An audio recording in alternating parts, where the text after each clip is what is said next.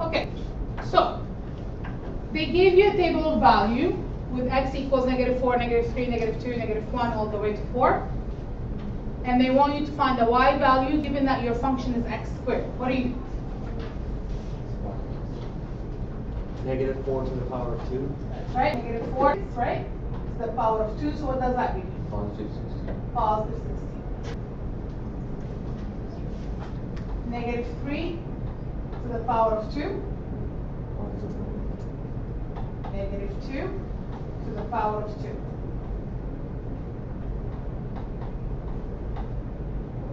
-1 to the power of 2.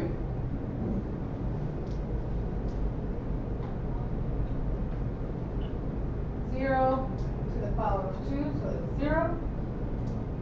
1 to the power of 2 is 1.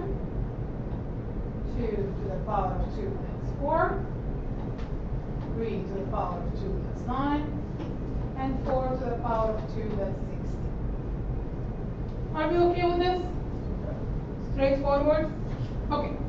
Now we talked about first difference yesterday and second difference, right? What kind of function is this again? Y equals x squared? Linear, quadratic, or neither? It's quadratic because it has a power of 2, right? So what are you going to expect? First difference to be constant or second difference to be constant? Second.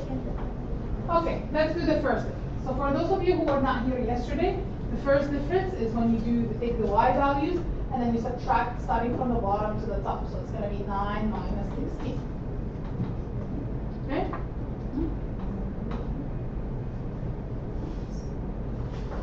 4 minus 9.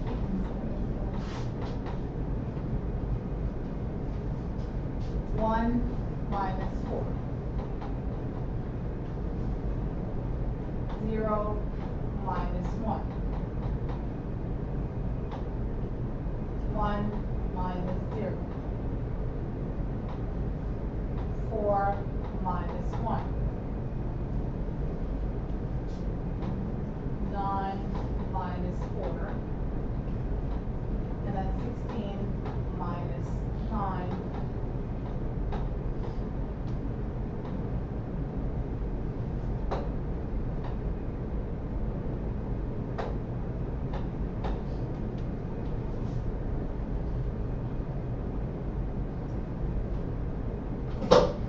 So, looking at the first difference, what can you tell me? Are they constant? Is it constant?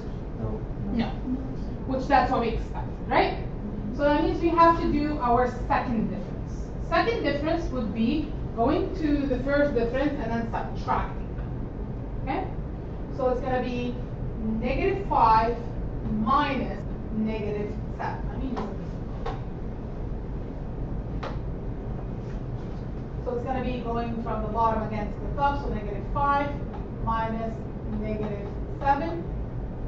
So it's going to be -5 plus 7, which is 2.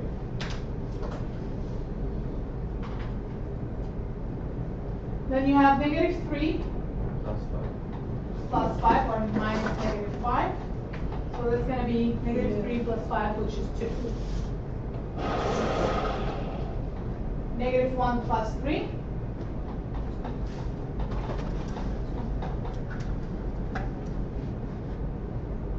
One minus -1. 2. 3. Take away 1 is 2. 5. Take away 3 is 2. And 7. Take away 5 is 2. So what do you notice about the second difference? Good. And that's what we expected because we have a degree 2.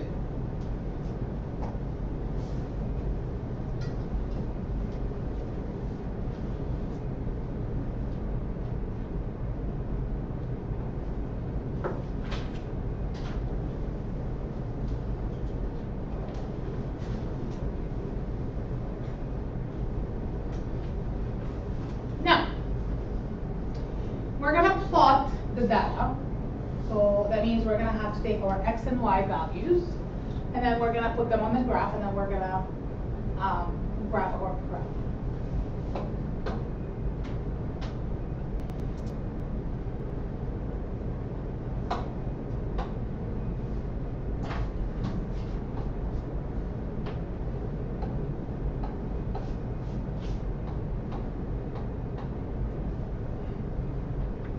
gonna go up by 2.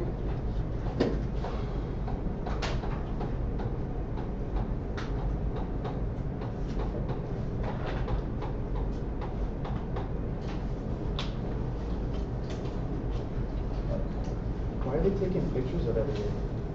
Probably for one of the courses. Probably they have an assignment.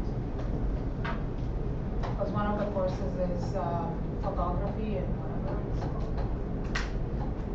Media and art.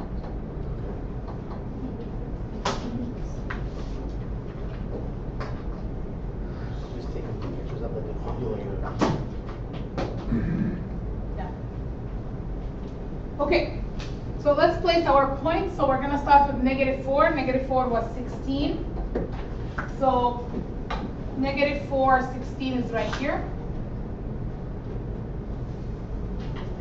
Second point was -3, 9. So -3, 9 is gonna be right in the middle here.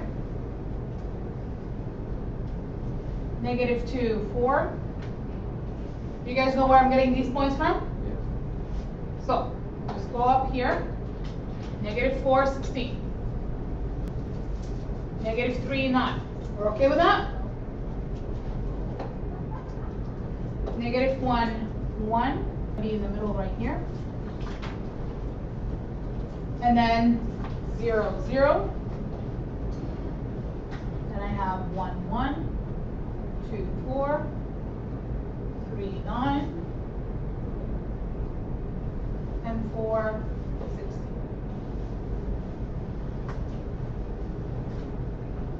Now, all what you have to do is join all the points together in a smooth graph.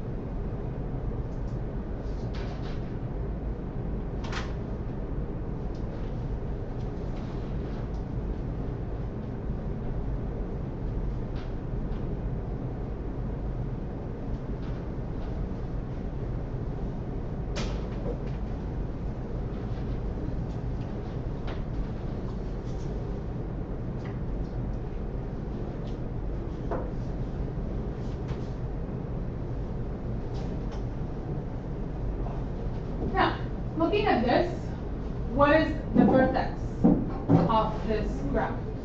0, 0, 0.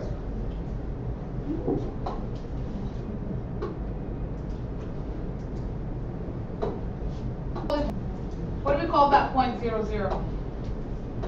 What is it known as? Origin? It's the origin of the graph, right? It's a 0, 0 is where the x and y intersect.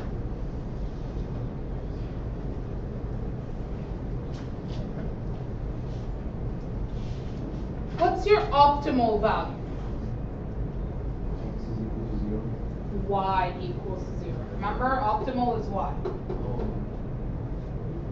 Is it a minimum or a maximum?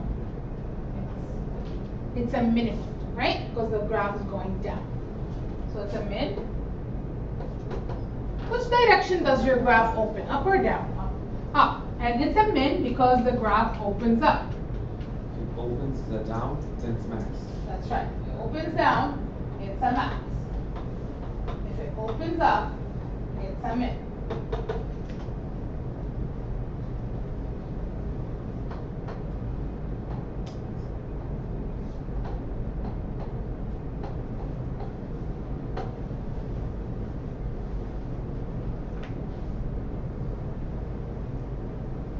What's the axis of symmetry?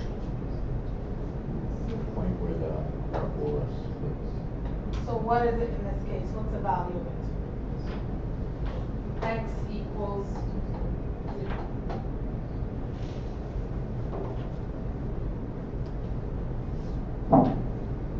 In the case of y equals x squared, the graph is symmetrical about the origin. Right? Which is a 0, 0. For this specific example, how many zeros do you see? How many x-intercepts do you see? One x-intercept, right? What is it? Again, it's this, right? I told you y equals x squared is a special case. Okay? So the zeros of the relations are of the relation is 1 point, which is 0, 0.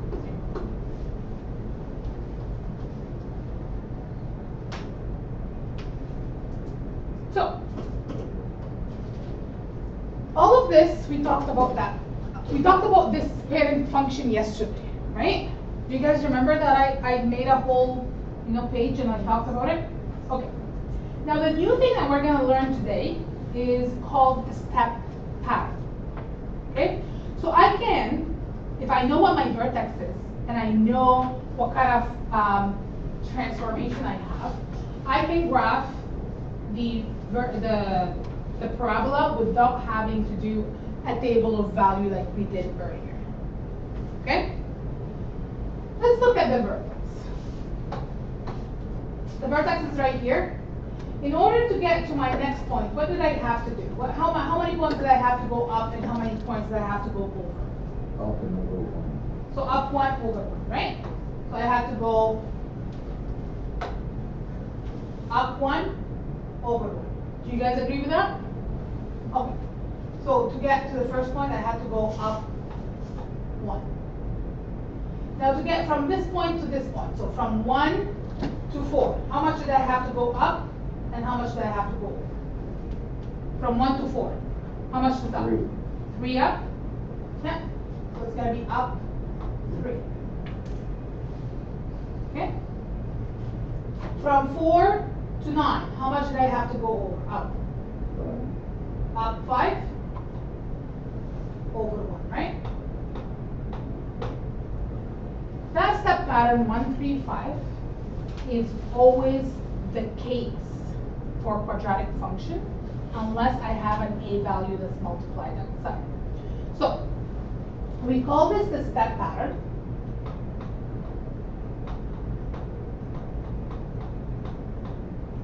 Okay? If I know where my vertex is, I can start at the vertex and then I can go up 1 over 1, up 3 over 1, up 5 over 1. Okay? But that 1, 3, 5 pattern is affected by, we are going to call it an a value. Okay? So can I have your attention here? You see that a value that's going to be outside? That's the a value that is going to affect your step pattern. So if that was a 2, your step pattern becomes 2 times 1, 3, 5. So it becomes like this. So that becomes 2, 6, 10. Okay? So that means you're going to start at the vertex, you're going to go up 2 over 1, up 6 over 1, up 10 over 1. Okay? So all what you need, technically, is your vertex and the a value. If you know the a value and you know the vertex, you can draw the graph. You don't have to do a table of value. Okay? Let's look at an example. Let's see how that's going to be. So I'm going to just add a page here.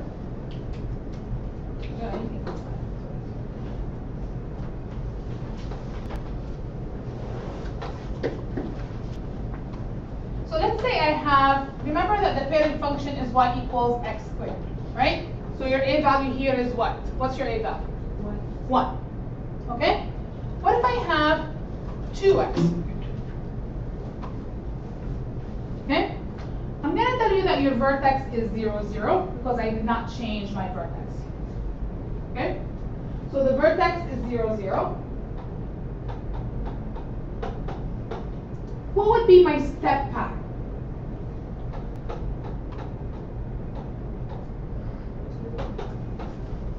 So my original step pattern is 1, 3, 5. But what's my a value?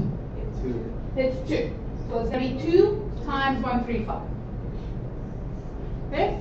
So that's going to be 2, 6, 10. Okay.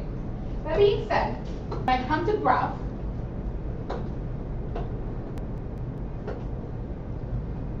I'm going to start at the vertex, which is 0, 0. See how easy it is. Just watch me, and then you guys will get to do it after. The step pattern tells me that I have to go up to over 1. It's always over 1. So step pattern tells me that I have to go up 2 over 1, so I located my next point. I go up 2 over 1 to the other side as well, because of the symmetry. Remember of the symmetry, right? So because of that.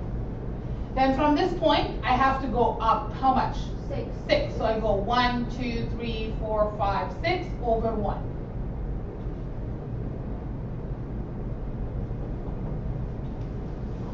Do you guys see this? I've already have my parabola, right? I don't even have to go up 10 over 1 because I already have my shape. So what did I need? I needed my vertex and I needed my step pattern. That's it. And I was able to graph. Fast, easy, reliable. It is always going to be true if you know what you're doing. I feel like I'm doing a commercial. Fast, easy, reliable. Call us today, free estimates. Yes. Okay.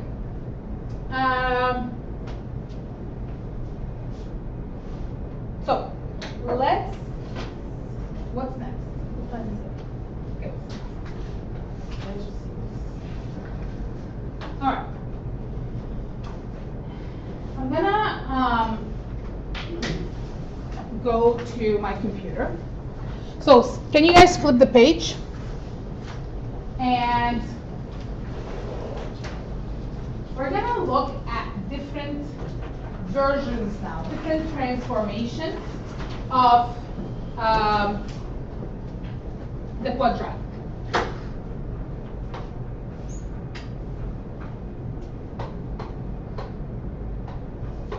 So remember that this is your parent function, y equals x squared, right? The question is, what happened to my graph or to my function when I multiply the x squared by a number? This is what we're going to explore right now. Okay? So I'm going to go to my computer and I'm going to start graphing the different functions, and then we're going to compare the functions to the original.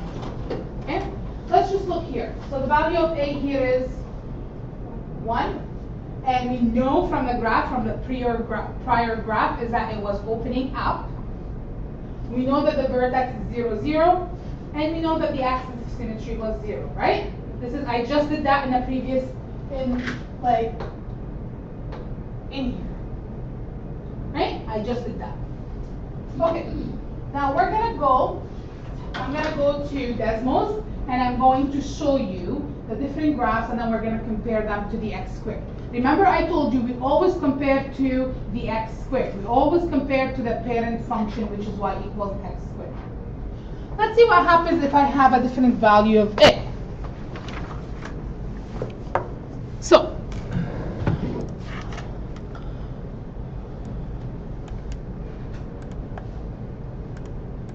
So I'm going to start with the original function, which is y equals x squared. Okay, vertex is 0, 0. My next point, which is 1, 1. And then my other point is 2, 4. So this is my original function. Y equals, the second function that I have is 2x squared. So 2x squared is in green. Y equals x squared is in blue. Can you guys compare the green to the blue for me? What can you tell me about it? 1 vertically, 2. Sorry, I can't. Sorry, Nilofar, what did you say? It's vertically straight. Okay, yes. Okay, but let's say you don't know this terminology. What would you say? How would you compare the green one to the blue one? Would you say it's wider? Would you say it's narrower? Would you say it moved? What do you say? What would you say? It's narrower. Do you guys agree that it's narrower than the blue? Yes. Yes, right? It's narrower. So what happened is when I multiplied by 2, my graph became narrower. Yes? Yeah. Now, let's see if I multiplied with 0.5. So if I have 0.5 x squared. So that's the orange one. What can you tell me about the orange one compared to the blue? It's wider. It's wider than the blue, right? So let's say if this was 0.7. What can you tell me about the orange now? A little one. Than the blue. It's wider, right? Let's say it's 0.4. Wider. What can you tell me about, like, I use 0.5, 0.4, 0.7, and they're all wider than x squared. Why do you think they're wider? Going toward minus. It's because it's less than 1. It's between 0 and 1. Okay? Any value that I pick over 1, so let's go back here. So that's 2. 2 is greater than 1, right? If I pick 3, it's going to even be narrower, right? If I pick 4, it's going to be narrower, right? If I pick 5, it's going to be narrower. Do you guys see that? So, what's happening here is if the A value is greater than 1, your graph is going to be narrower than your original graph. If the A value is between 0 and 1, so if it's 0.5, 0.4, 0.7, 0.75, anything between 0 and 1, you're going to see that your graph is going to be wider. Wider. Do you see that? Do you visualize? Yes, we did. Okay, now,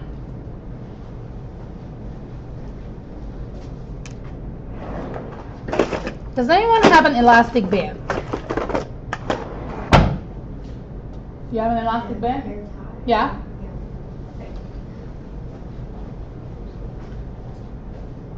This is my parabola without the top, so just forget about the top, right? Fine. How can I make this narrower? What do I have to do? Stretch it. Which way? Out. Right? And then it became narrower? Yep. Do you know what we call this? Mathematically. It's called a vertical, because it's vertical, it's up, stretch. Right? You guys told me you have to stretch it up. Right? Good. It's called a vertical stretch. So, what happened between the green graph and the blue graph, which is your original, was vertically stretched. We don't say narrower, because narrower, that's for lower grades. Okay? In grade 11, we call it a vertical stretch. But we have to, because we have to see it first as, what is it? What am I looking at? Okay? Now, if I want to make my original parabola wider, what do I have to do? Compress it. I have to press on it, right? I have to compress it. We call this a vertical compression. Do you guys understand that part?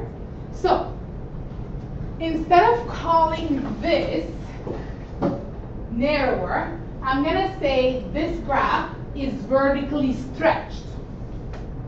Instead of saying that the orange graph is wider, I'm going to say that the orange graph is vertically compressed. Okay, let's go back to our. Oh, before we go back over, can you tell me about the vertex? What's the vertex of the green one? 0, 0. It did not change, right? Yeah. What's the vertex of the orange one? 0, 0. It did not change either, right? So that A value that you see outside here will not change your vertex. It will just change vertical stretch and vertical compression. Okay? Now, the other ones that we see would be -2. So what do you think if I have a -2 x squared? What happened to my graph? It's opening down. So you see that negative that's outside your x squared? That's what makes your graph flip. We call that a reflection in the x-axis. So what happened, that green graph, that exact same green graph right here, had flipped.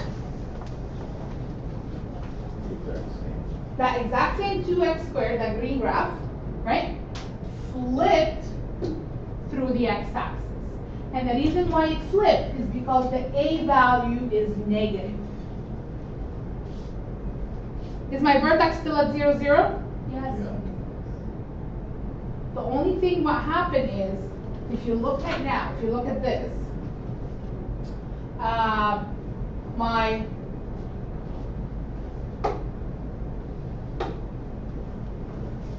my step pattern was 1, 3, 5, right? Multiplied by -2, so that made my step pattern -2, -6, -10, right? Negative means go which way? Down. Down. So that's why it's going down, because I went down 2 over 1, down 6 over 1, down 10 over 1. That's why it's opening down right now. Yeah. Why are you calling it an A value when it's an X? The x is x, right? Whatever is in front of the x, it's called an A value. So this is basically what we refer to as a x squared. Okay? Because later on we're gonna see something that looks like this. Remember, these are letters that they decided, the mathematician all together, they decided they want to use. Okay? So they all stick with the same variables. Okay? Just like you. So that a is multiplied by x squared. X is still there, right? It's not. But you were calling that X A as well, weren't you? No. I'm referring Before? to a. A is this. Okay. A is the value that's multiplied by the x squared.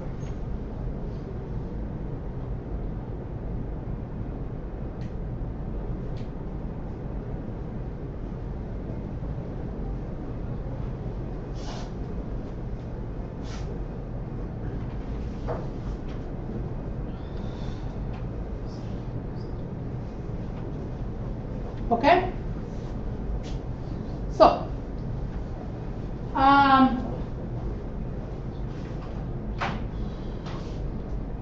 we okay with this? What do you expect to happen for the -0.5 x squared?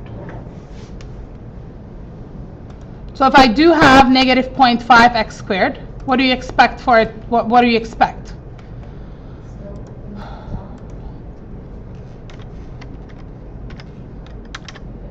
It's going to open down and it's going to be a wide one, right? Okay. So let's go to this, right?